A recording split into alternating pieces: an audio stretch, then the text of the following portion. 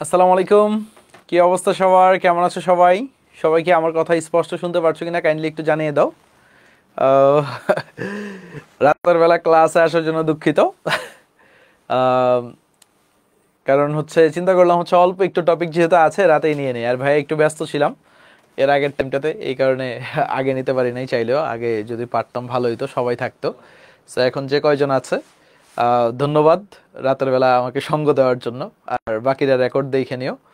So আমরা হচ্ছে mainly যেখানে বাকি ছিল মিঠা পানির উৎস, এবং এইখানে যে টপিকগুলো ছিল বিওডি সিওডি আদার যে টপিকগুলো আছে সেগুলো আমরা একটু পড়ার চেষ্টা করব।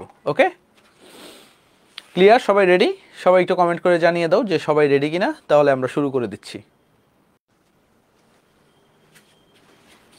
সবাই রেডি কিনা কাইন্ডলি একটু কমেন্ট করে জানিয়ে দাও।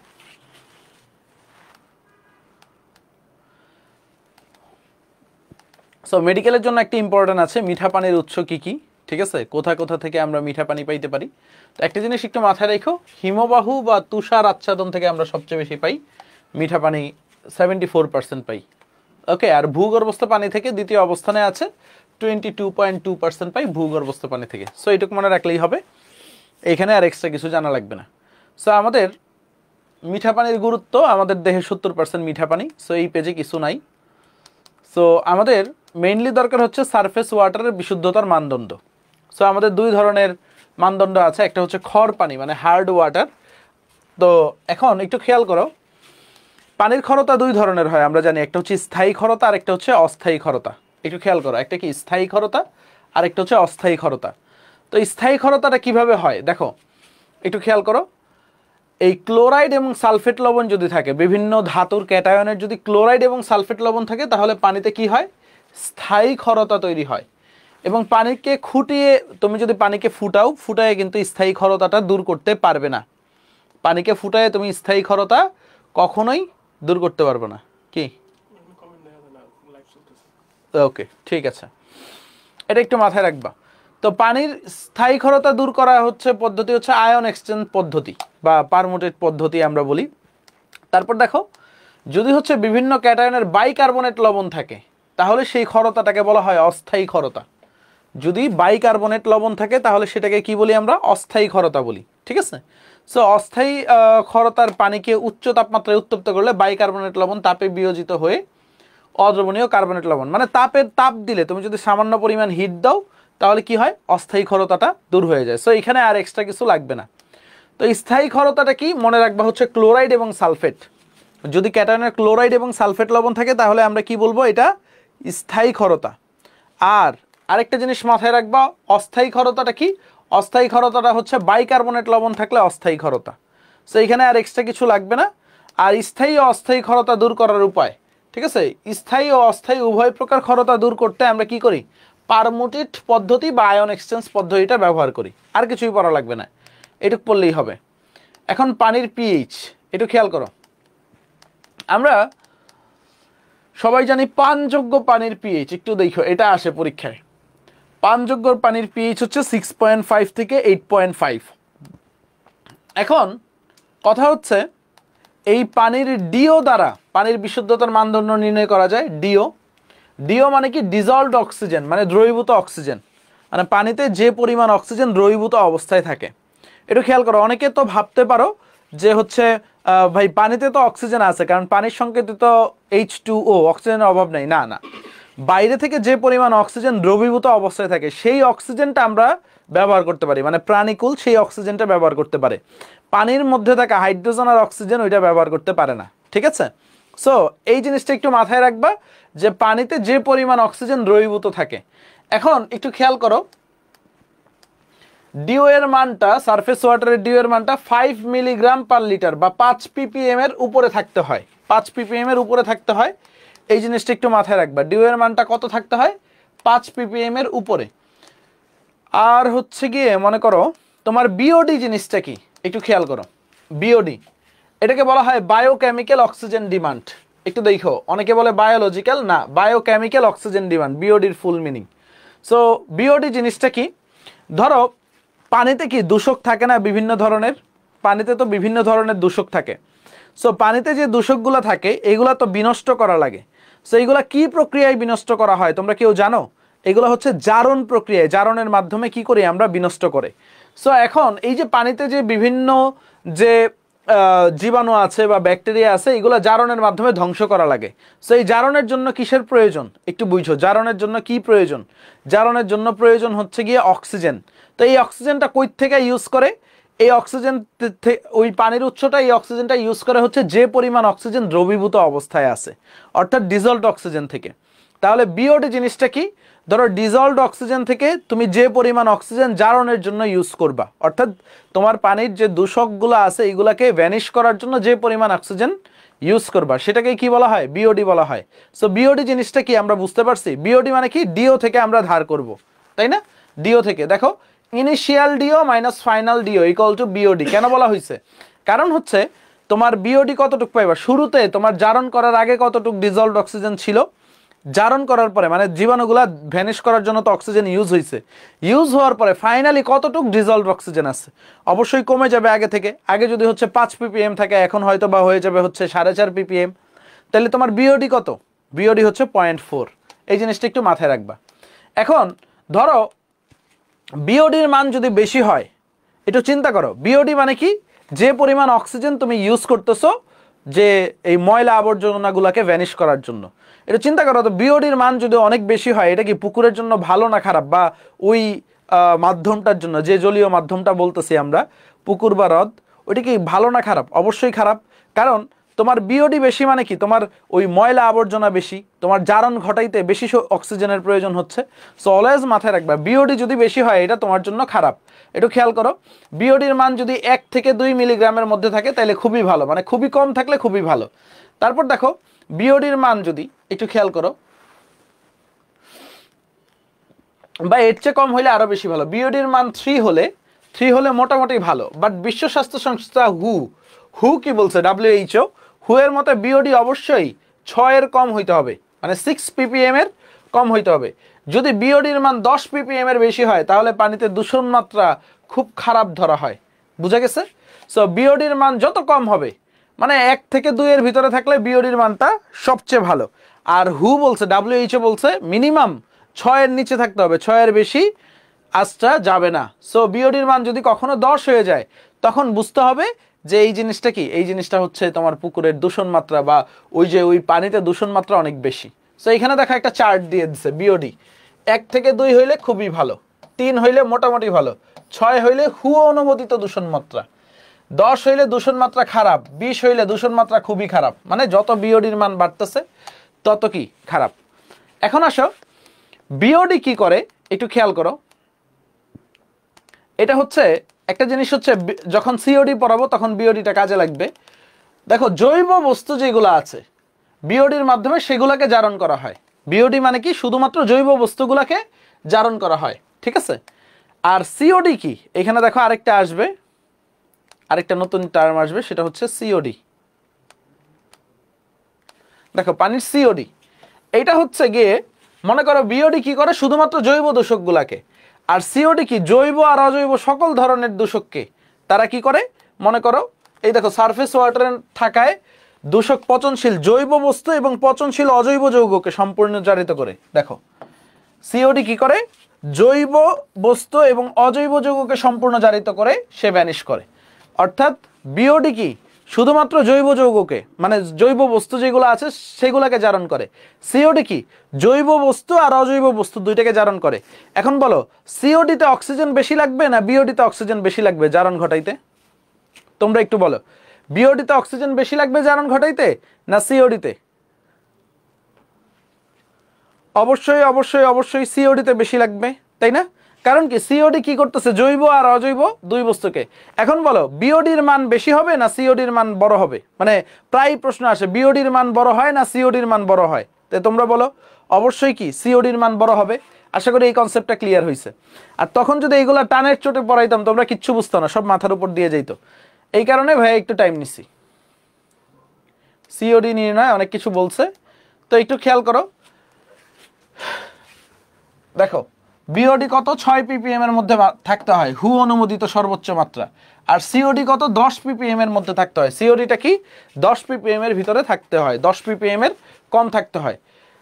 সিওডি কি 10 ppm এর কম থাকতে হবে, কারণ যেহেতু এটা জৈব এবং অজৈব। আর ডিওটা কি ডিজলভড অক্সিজেন 5 থেকে 6 ppm, মানে দ্রবীভূত অক্সিজেনের পরিমাণ 5 থেকে 6 ppm হইতে হবে। তারপর দেখো পানযোগ্য পানির পিএইচ 6.5 থেকে 8.5 হইতে হবে। এখন আসো টিডিএস। টিডিএস কি? টিডিএস মানে হচ্ছে টোটাল ডিজলভ সলিড, মানে পানিতে বিভিন্ন সলিড বস্তু দ্রবীভূত অবস্থায় থাকে, যেমন হচ্ছে মনে করো বিভিন্ন calcium ion, sodium ion, potassium ion, এই যে কতটুক সলিড থাকতে পারবে পানিতে। সো আমরা দেখছি 500 ppm 500 ppm পর্যন্ত থাকতে পারবে, এর বেশি থাকলে ঝামেলা। টিডিএস যদি 500-র বেশি হয় তাইলে পানিটার দূষণ মাত্রা বেশি, মানে মিনিমাম 500, মানে সর্বোচ্চ 500 পর্যন্ত থাকতে পারে, ঠিক আছে। অর্থাৎ 1 লিটারে 500 মিলিগ্রাম থাকতে পারে, তার মানে কি অনেক, ঠিক আছে। 500 মিলিগ্রাম মানে কি অনেক, তো 1 লিটারে 500 মিলিগ্রাম থাকলে টিডিএসটা ঠিক আছে।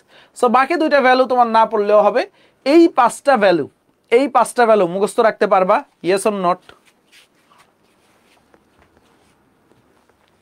এই 5টা ভ্যালুকে মুখস্থ রাখতে পারবা ইনশাল্লাহ। এই 5টা ভ্যালু মুখস্থ রাখতে পারলে কেউ তোমারে ঠকাইতে পারবে না।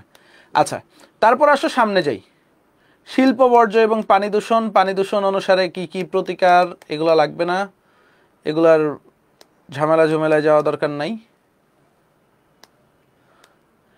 আর্সেনিকের প্রভাব, আচ্ছা এখানে অনেক কিছু আছে লেখা, আমি তোমাকে শেষের দিকে নিয়ে যাই, ঠিক আছে। একটু খেয়াল করো, দেখো দুইটা বক্স আছে, এই বক্সটা পড়তে হবে। আর্সেনিকের নিরাপদ মাত্রা আর মানব শরীরের সর্বোচ্চ সহনশীল মাত্রা। দেখো এই দুইটা পোলাপাইন প্যাচ লাগায় ফেলে। দেখো সর্বোচ্চ সহনশীল কত? 1 লিটারে 0.5 মিলিগ্রাম নিতে পারে, ঠিক আছে। সর্বোচ্চ সহনশীল মাত্রা কত? 0.05 ppm। একটু ভালোভাবে বুঝো, এই লাইনটা পড়লেই হবে। আর্সেনিকের, এটা কার? আর্সেনিকের মানব শরীরের সর্বোচ্চ সহনশীল মাত্রা কত? 0.05 ppm। ওকে, এখন দেখো আর্সেনিকের সর্বোচ্চ নিরাপদ মাত্রা কত? 0.01 ppm। সো একটু চিন্তা করবা, তোমার মানে তুমি সর্বোচ্চ 0.05 পর্যন্ত নিতে পারবা, বাট তোমার নিরাপদ মাত্রা কত? 0.01। কোনটা বেশি, কোন ভ্যালুটা বড় বলো তো? 0.01 না 0.05? কোন ভ্যালুটা বড়? 0.05 ভ্যালুটাও কিন্তু বড়। সো এই জিনিসটা একটু মাথায় রাখবা, ঠিক আছে। সো মানব শরীরে তুমি সর্বোচ্চ 0.05 পর্যন্ত, মানে জোর কইরাও যদি ঢুকাও 0.05 পর্যন্ত নিতে পারবা। বাট হু বলছে নিরাপদ মাত্রা, মানে 0.01 হইলে তোমার ক্ষতি হবে না, 0.01 হইলে ক্ষতি হবে না, বাট তুমি 0.05 পর্যন্ত নিতে পারো, এটা নিলেও অনেক ক্ষতি হবে। তারপর দেখো, আচ্ছা তোমরা অনেকে বলবো ভাই আর্সেনিকের প্রভাবে কি রোগ হয়? হ্যাঁ, এগুলো সবই পড়াবো। শেষে একটা বক্স আছে, ওই বক্সে সবগুলা রোগের নাম দেওয়া আছে।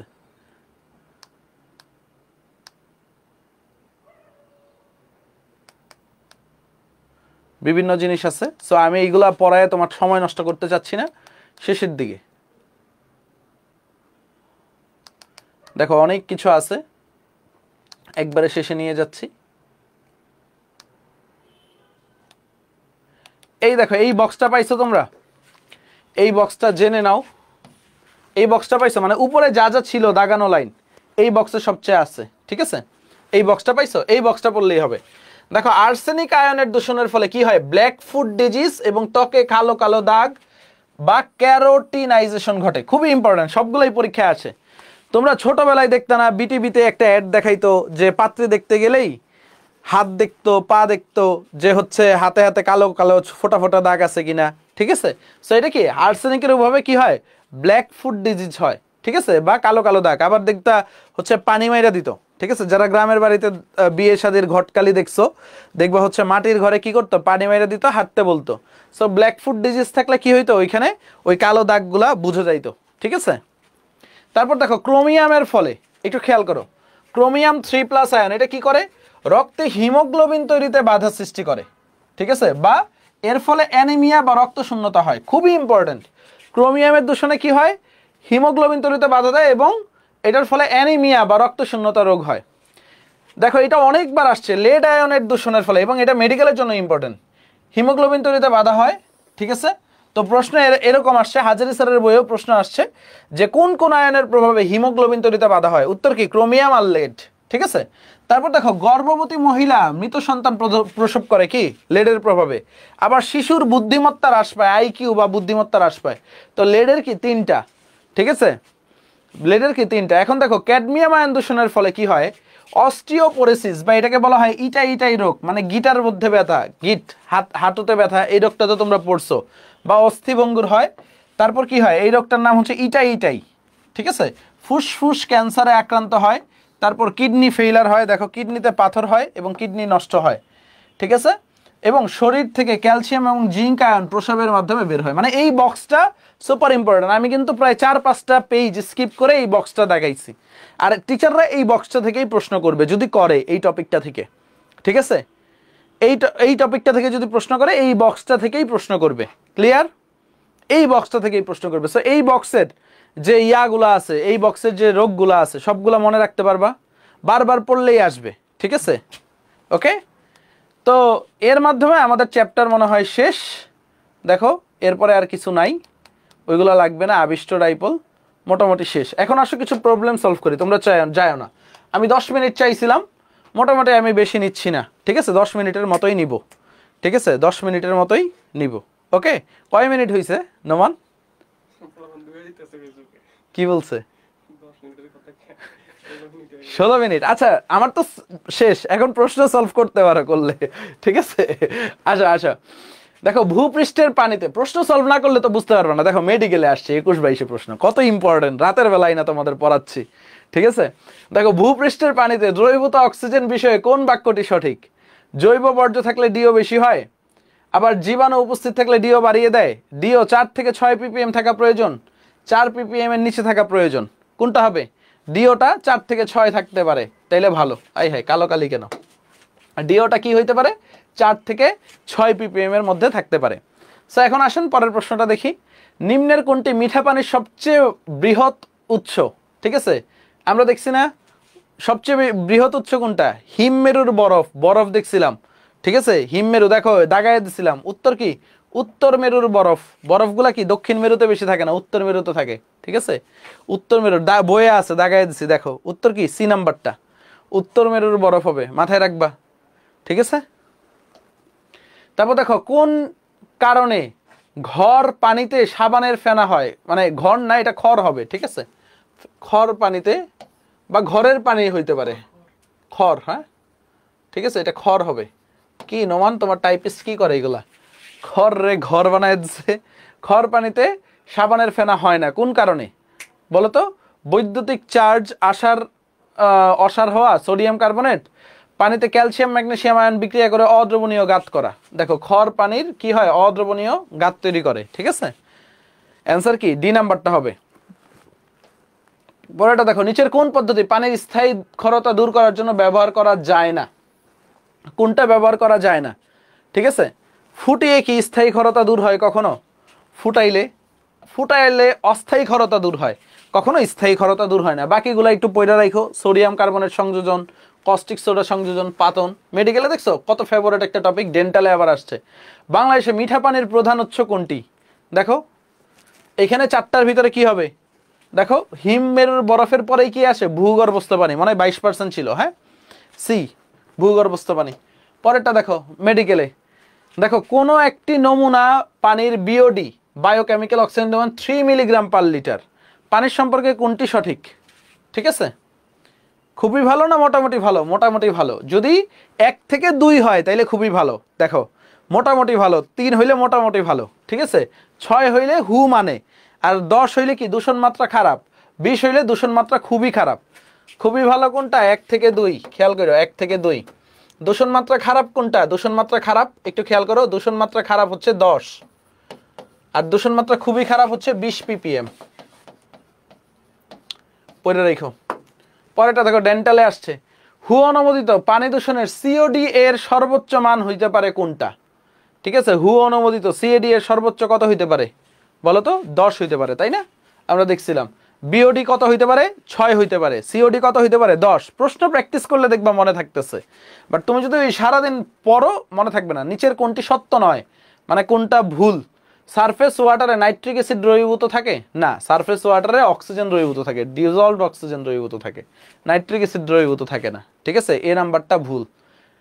ওকে, বিশুদ্ধ পানির পিএইচ 7, তারপর তাপমাত্রায় পানি 6.5 থেকে থাকলে পানি বর্ণহীন গন্ধহীন হয়, মানে পান করা যায়, ঠিক আছে, খড় পানিতে ক্যালসিয়াম, ম্যাগনেসিয়াম, আয়রন দ্রবীভূত থাকে।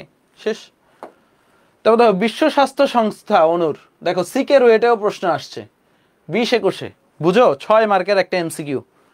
দেখো pH, DO, BOD, COD, TDS এর সর্বোচ্চ মাত্রা দেখছো? ইঞ্জিনিয়ারিং এ কিভাবে প্রশ্ন করে? পিএইচ কত হবে বলো তো? 6.5 থেকে 8.5। ডিও কত? 5 থেকে 6। বিওডি কত থাকতে হবে? বিওডি 6, সিওডি 10, টিডিএস 500, মানে বি নাম্বার অপশনটা রাইট। দেখো বি নাম্বারটা যদি দেখো, বি নাম্বারটা রাইট।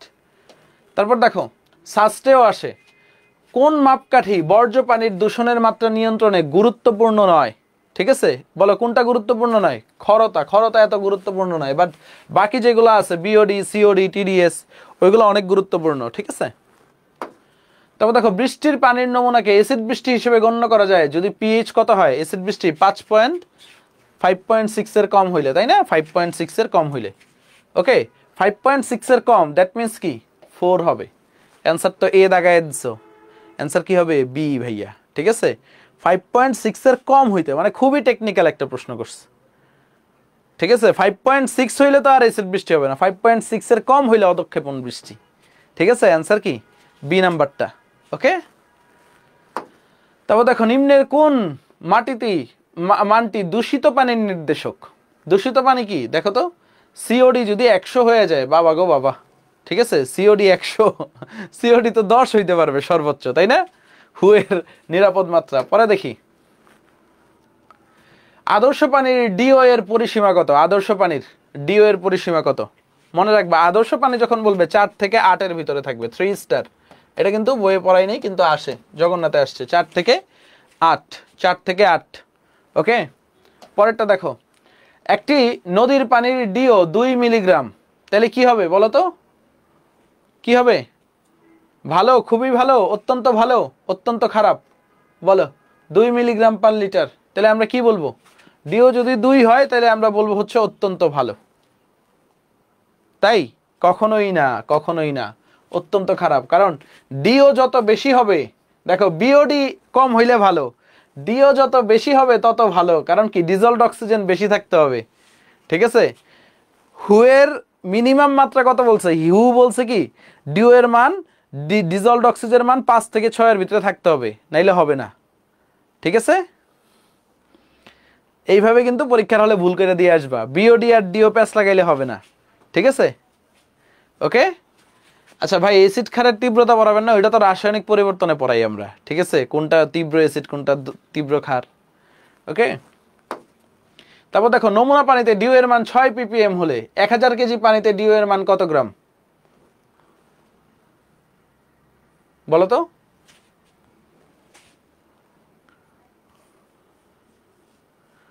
বলো কত হবে 1000 কেজি পানিতে?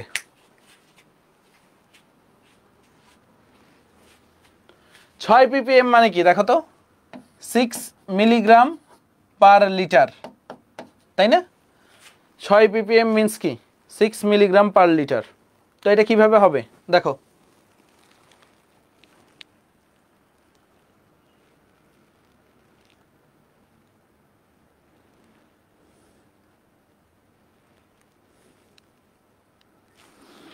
দেখো 1 লিটার মানে কি একটু খেয়াল করো। 1 লিটার মানে কি 1 কেজি ধরতে পারি না? 1 কেজি পানিতে ঠিক আছে, ওটা গ্রামে বলছে, কিন্তু অক্সিজেন আছে কত? 1 কেজি পানিতে অক্সিজেন আছে 6 মিলিগ্রাম, তাই তো? তাহলে 1000 কেজি পানিতে, একটু ভালোভাবে বুঝো, 1000 কেজি পানিতে অক্সিজেন আছে কতটুক? 6 × 1000 মিলিগ্রাম। বাট এটা কি মিলিগ্রামে চাইছে না গ্রামে চাইছে? একটু চিন্তা করো তো। গ্রামে চাইছে না? তাইলে আমরা কি করব? আরো 1000 দিয়ে ভাগ করব, 6 × 1000 বাই 1000 করলে কি হয়ে যাবে? গ্রামে হয়ে যাবে। তাহলে কি হয়ে যাবে? 6 গ্রাম হয়ে যাবে। উত্তর কি 6 গ্রাম। আনসার হচ্ছে ডি নাম্বারটা। উত্তরটা কি 6 গ্রাম। ক্লিয়ার? সো দেখো এখানে কি বলছে, কত গ্রাম চাইছে, কত গ্রাম। ওকে, মিলিগ্রাম চাই নাই কিন্তু। তাহলে ব্যাপারটা বুঝতে পারছো? ডিও 6 ppm মানে কি 6 মিলিগ্রাম পার লিটার, মানে কি 1 লিটার পানিতে অক্সিজেন আছে 6 মিলিগ্রাম। 1 লিটার সমান সমান 1 কেজি পানি ধরতে পারি। 1 লিটার পানি সমান সমান 1 কেজি পানি, কারণ কি পানির ঘনত্ব টেন্স টু 1। ঠিক আছে, সো সামনে যাই আমরা।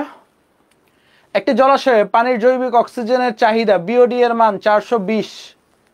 মাগো মা, জলাশয়ের পানি কি বলো কি হবে? জলাশয়ের পানি কি হবে? অত্যন্ত খারাপ, মানে খারাপেরও খারাপ, আরো কিছু যদি খারাপ বলতো খারাপ। ওকে ডান। পরেরটা দেখি। পানির জৈব অপদ্রব্য জারণের জন্য ব্যবহৃত অক্সিজেনের পরিমাণ নির্দেশক কোনটি? জৈব অপদ্রব্য জারণ করা হয় কোনটা দিয়ে? বিওডি দ্বারা। আর যদি বলতো জৈব আর অজৈব তাহলে কি সিওডি হইতো, তাই না? তারপর দেখো ভারী ধাতুর দূষণ।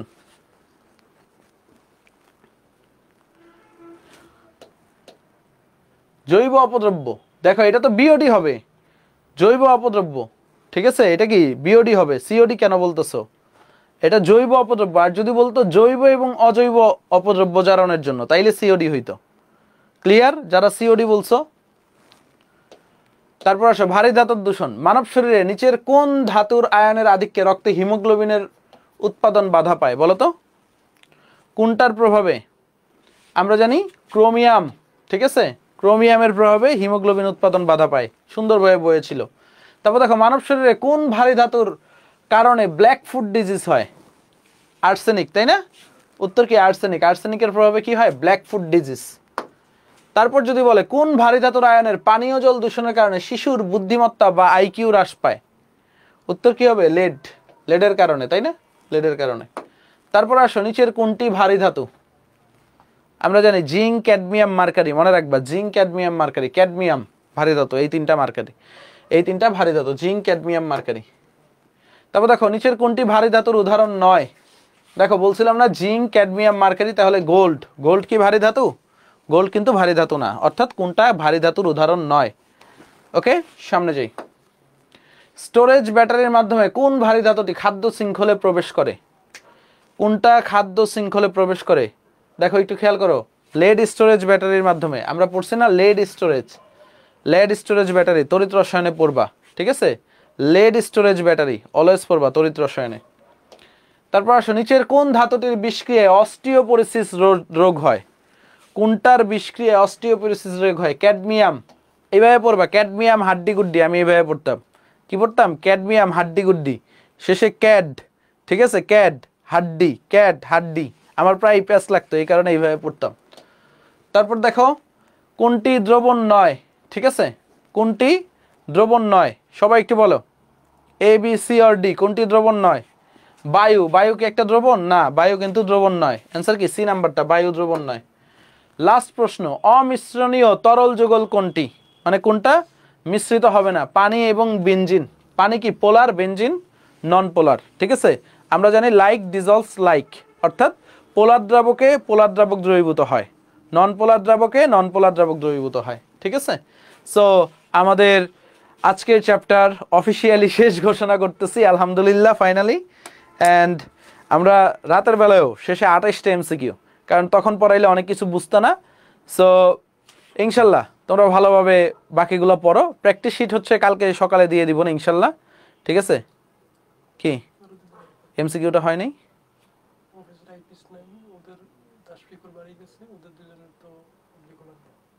আচ্ছা আমি দেখে দিব না, প্যারা নেই, ঠিক আছে? কালকে যাব না। ওকে, ইনশাল্লাহ কালকে বা পরশুর ভিতরে পেয়ে যাবা পরিবেশ রসায়নের প্র্যাকটিস শিট। মানে মাঝখানে ওই যে 16ই ডিসেম্বরের বন্ধ, তো অফিস অফ, প্লাস হচ্ছে টাইপিস্টরাও ছুটিতে গেছে, এই কারণে একটু ঝামেলা হয়েছে। তো একটা দিন তোমরা একটু মানায় নাও, কোনো সমস্যা নেই। আর যে পরিমাণ প্রশ্ন আমি আমার স্লাইডে দিছি এগুলো একটু রিভাইজ করো। এগুলো রিভাইজ করলে যে কোনো কোয়েশ্চেন ব্যাংক সলভ করতে পারবা। আর প্র্যাকটিস শিটগুলো তো আমাদের প্রিমিয়াম হয়ই, টেনশন করো না তোমাদের। হ্যাঁ, ওকে, ঠিক আছে, ভালো থাইকো। মানে হচ্ছে প্রুফ রিডিং না করে তো দেওয়া যায় না। ওকে, ওই আমার যে কাজ করে প্রুফ রিডিং এর কাজ করে, ও একটু বাড়িতে গেছে, ঠিক আছে? ইনশাল্লাহ টেনশন করো না, উইকলি তো এইখান থেকে কমন পড়বে, টেনশন করো না। ওকে, সো আল্লাহ হাফেজ, ভালো থাইকো, সুস্থ থাইকো, সবার জন্য শুভকামনা রইলো, অনেক দোয়া রইলো। হ্যাঁ, টাটা, বাই বাই। আর আমারে 10 মিনিটের বইলা আধা ঘন্টা পড়ানোর কারণে বকা টকা দিও না। হ্যাঁ, টাটা।